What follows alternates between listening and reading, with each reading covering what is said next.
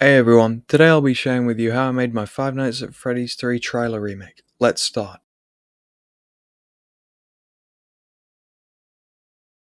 So I picked FNAF 3 because I think the trailer really lacks interest. It's hard to really tell what's going on or going to happen, except from the usual Five Nights at Freddy's tropes.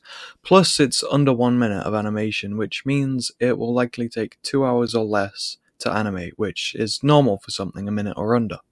I picked the trailer specifically because I also wanted to experiment with my editing skills, since I've never really edited a 3D animation before.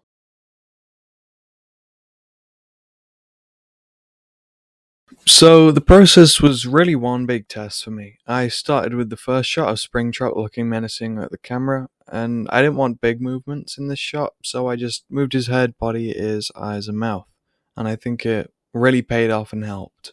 I didn't really have a plan at first, so I just kept rewatching the Five Nights at Freddy's 3 trailer.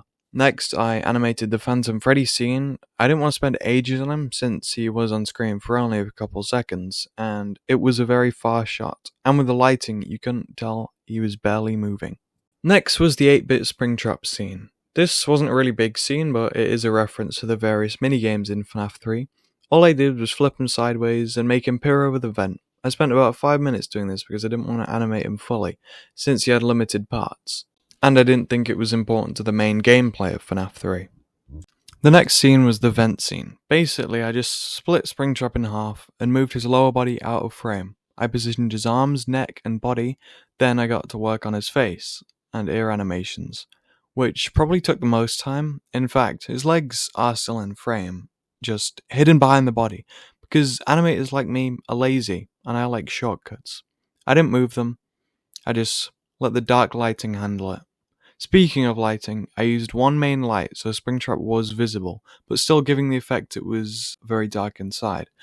The final step was editing. I did spend a while on this, but I just used the standard glow text, which was the closest text I could find to the normal FNAF 3 trailer, and just brightened up some scenes so you could see them better.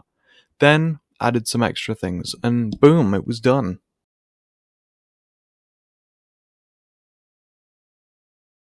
The thing that was the hardest was definitely Springtrap in the vent, because it was a close-up shot, a clear shot, and I had to make it as good as I could get it.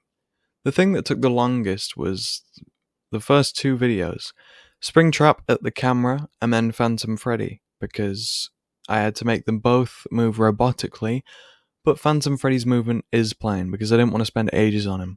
They took the longest because they were in the same save, which meant double the animating and pacing and double the cameras, which got me very confused.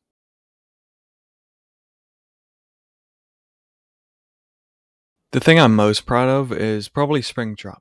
I think I did good animating and made him look scarier than he does in the actual game. The things I need to work on though is my ability to animate jump scares, since I'm going to be working with FNAF a lot in the future. While I agree the official Springtrap jump scare is quite terrible at that, I just need to work on the movement speed and not rush it. Thanks for watching. I hope to make more behind the scenes videos in the future.